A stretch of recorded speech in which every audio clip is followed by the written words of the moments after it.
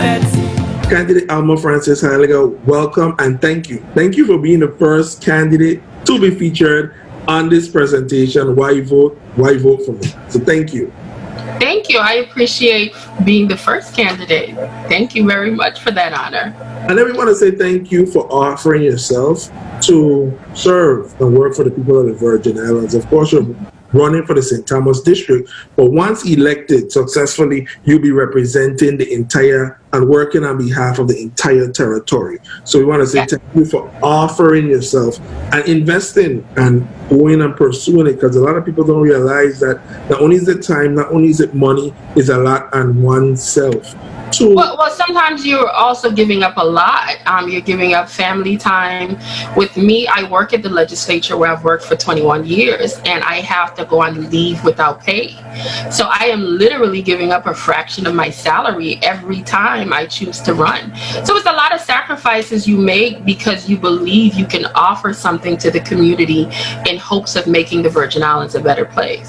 Yeah, so we want to get right into that. Why vote for you? But first, I want to allow you to, or if you take the time to give a quick mini bio on yourself. What makes you qualified for this position, who you are, so those who are unfamiliar with yourself, please. Well, my name is Alma Francis Heyliger. I'm a candidate for the 34th legislature. I offer myself to the community to be a representative in the legislature because I believe I have a lot of tools and talents that I can offer to assist with building a better Virgin Islands. I think as a whole, when we come to the forefront and put ourselves off towards the community to run for office, a lot of times people question why. What is their motives? What do they want?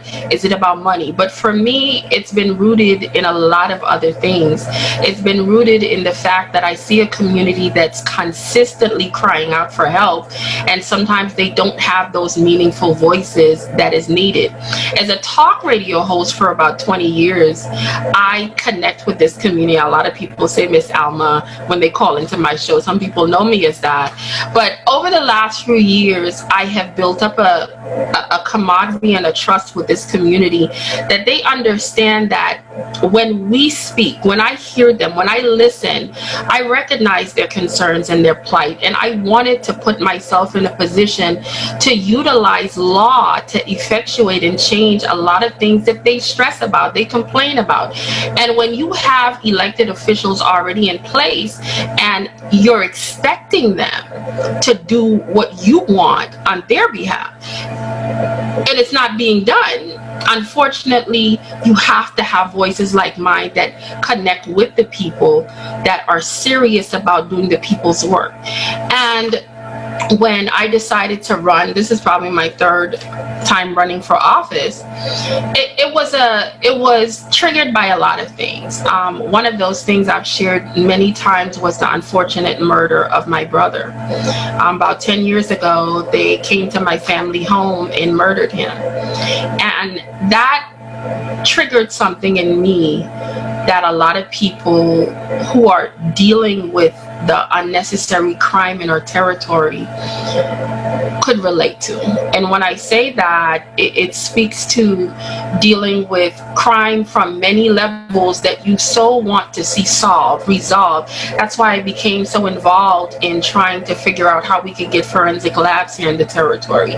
Why I am such a strong advocate for programs such as Crime Stoppers.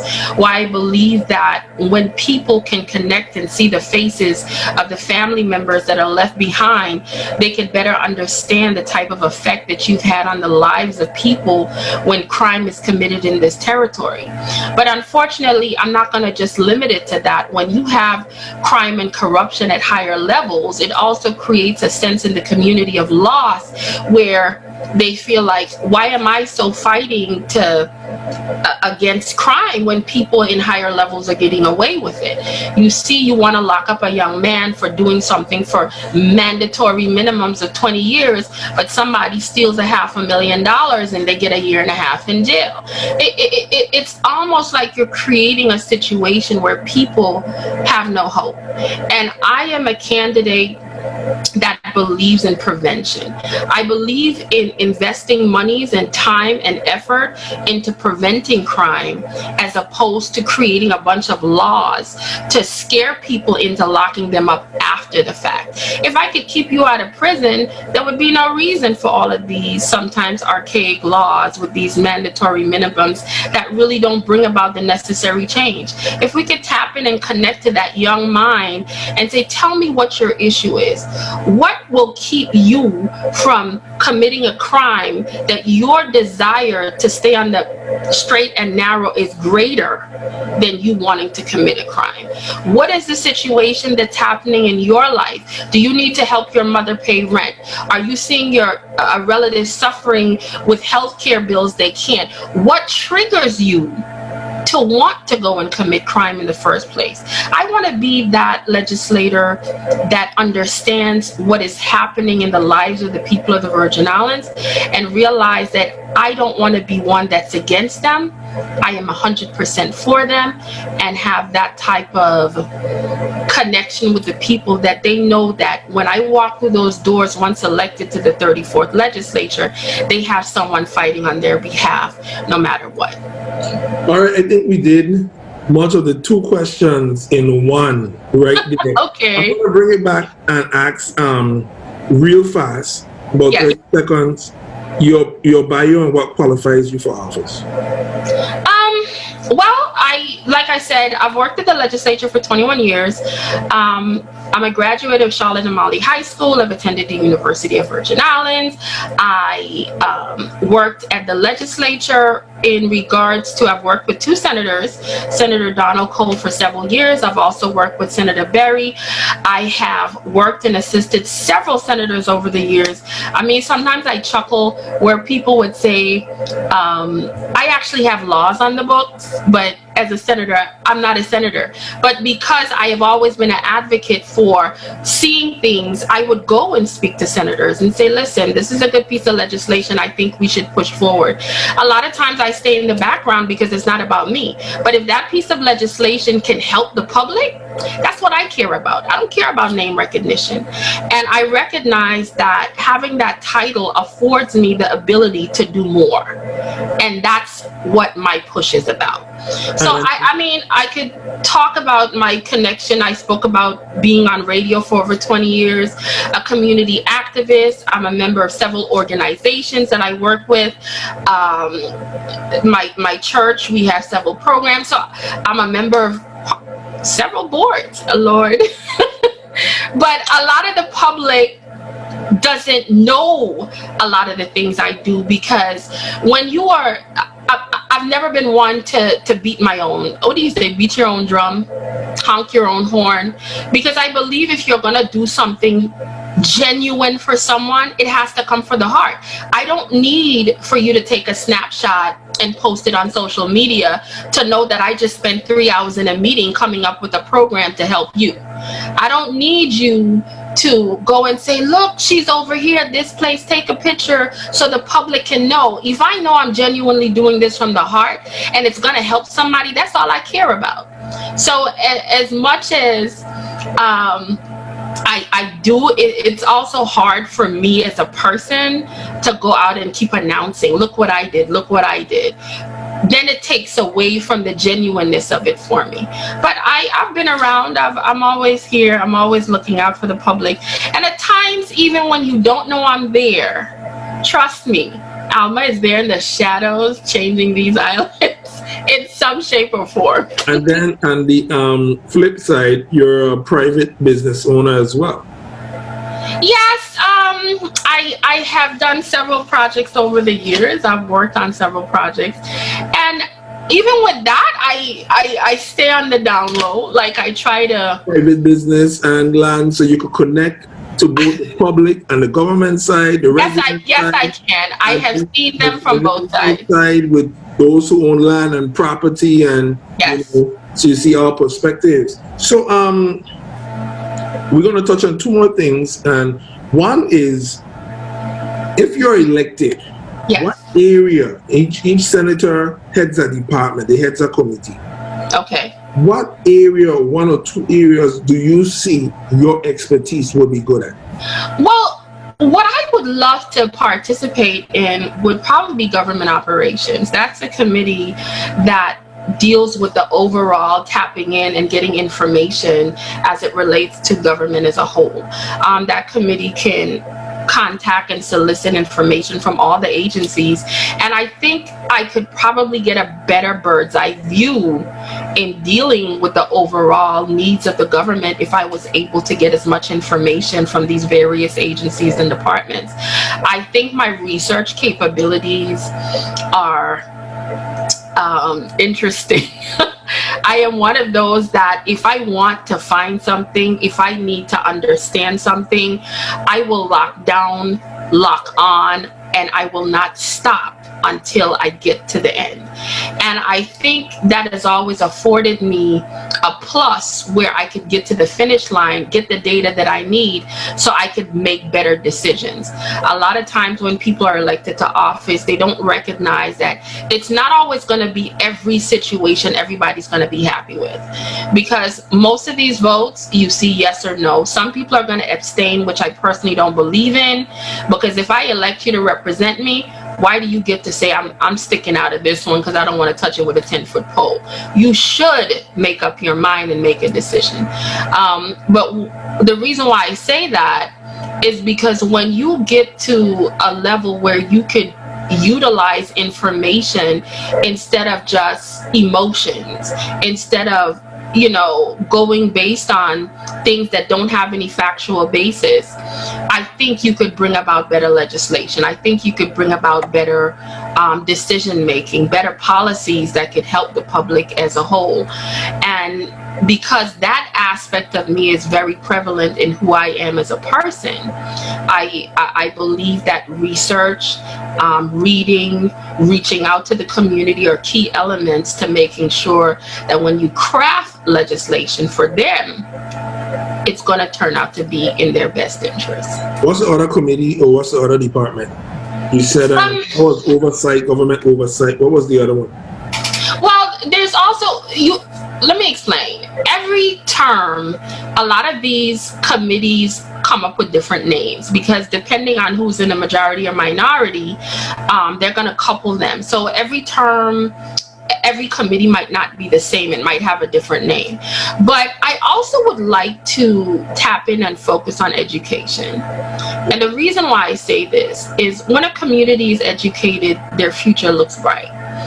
And dealing with this COVID-19 situation, and I'm watching to see the decision-making policies that's happening. Some things are being questioned. I see the importance how education is going to play a major role, and it continues to play a role in any society. But we have to make sure our young people are at the top of the list and they are the priority.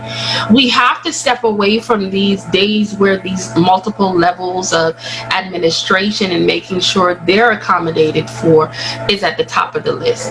When I sit down and I crunch numbers and I take the budget for the Department of Education, for example, and you divide it amongst the children here in the territory, we are literally at the top of the scale per capita per child of how much money is invested into that child financially when it comes towards all the teachers, administrators, and everything. But we are at the bottom when it comes to that child actually getting the information, the books, the data, the computers, and all these other things they actually need. So on paper, we're spending almost $20,000 per child, but exactly what percentage of that $20,000 is actually getting to these children to advance their education? And it's a major problem for us. And I have to applaud the teachers and educators. Over the last couple of months, because of COVID, my niece who lives with me, she's the daughter of my brother I mentioned before that was murdered. Her education has been interesting. And that's all I'm going to say. And while I'm watching this, I have to applaud these teachers for all the hard work they have to do with dealing with these children. They deserve extra awards and accolades because I think as parents and guardians, we see the other side of it now, since they have been at home and we have had to put ourselves out there to do more, to learn more, to help them with their homework. Some of the math problems she's been doing, I'm scratching my head like, why? Why?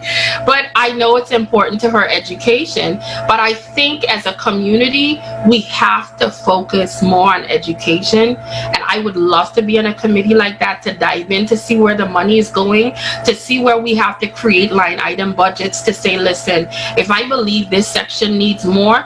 And another thing with education that I see that we keep taking away, we focus a lot on the academics of it, which is okay. And I agree, that's keep the mind smart. But I think children overall need to have other aspects in their lives. We keep stripping away the sports aspects. We took over the field. When it comes to arts, all of these things create a well-rounded child. You cannot strip one aspect of it and think they're only going to thrive with only one set of education. I believe more focus has to be implemented, not only music and arts and sports, as well as the academia aspect of education, because we want well-rounded people that could see all these things as options in order to be better, productive adults in our society. Now, speaking about the background, you do many initiatives, campaigns, and sometimes the public doesn't know you mean in the background. I know. Over this, let's say the last 2 years, there were a number of special, I'm looking for the word, special features. The one was with the restructuring of the legislature. You went out, as I complimented you on it, and you created an animated ad and you shared it on social media, just educating the public about it for those who had questions. And that wasn't your first time doing something as this sort. I'm going to ask you, why do you embark on those type of initiatives in which you dedicate not only your own time, your own knowledge, but your own finances, and just throw it out in the public for the public to know? It's all about public education for me. I love the people of the Virgin Islands. I was born and raised here over 40 years ago. So as an individual that loves her home, and I see an issue coming to the forefront, and when I'm hearing a lot of misinformation sometimes, or people don't fully understand how something is happening, as a voter, as a resident, as someone that sits back and watches how when you could simplify something for someone, sometimes it turns on a light bulb and they could say, well, okay, I get it now. So a lot of times, yes, I have taken my own finances and done a lot of things to educate the public. One of the programs I did do was when they had the legislature restructuring option on the ballot, when they had that special election. And for me, it wasn't about telling the public whether to vote yes or no. It was creating something that they could visually see that broke down the process so they could make up their own minds. Okay, now I understand how this works. So I could either vote in the affirmative or in the negative to say, well, okay, I think this is in our best interest or not. I think that one particular video, I produced it and ran it for probably like a week or two, and it had about 60,000 views on it. But that was people I was able to reach out to. And I remember when I went to vote on the initiative, and at the end of that video, it said, this is not about voting yes, me telling you who to vote yes or no to. It's about you knowing the information so you could decide on your own. And I remember I was, like, for example, I was out in public one day and one lady said, are you the one that made that video? And I said, yes. Is that a good thing or a bad thing? She said it was a great thing because I was able to not only better understand what was happening, but I also was able to educate my children because they wanted to know what was happening as well. And the video made it so simple for them. And when you hear things like this, it encourages me to know that I went down the right path. The most recent one I did was when COVID-19 had not yet reached this community. And sometimes when you have a vision and you're a leader and you see what's coming, you have to prepare your community for it. So I think I ran that one for about 2 days and let it I put it up on social media, Facebook, YouTube, and it had thousands of views to that one. But the thing was, it gave the basic information, what people were trying to understand, especially in a time when there was so much information coming out, so much confusion. And I made sure, stuck to the facts that we knew were facts, as well as sharing information of how to connect to our local health department if you needed to get further information.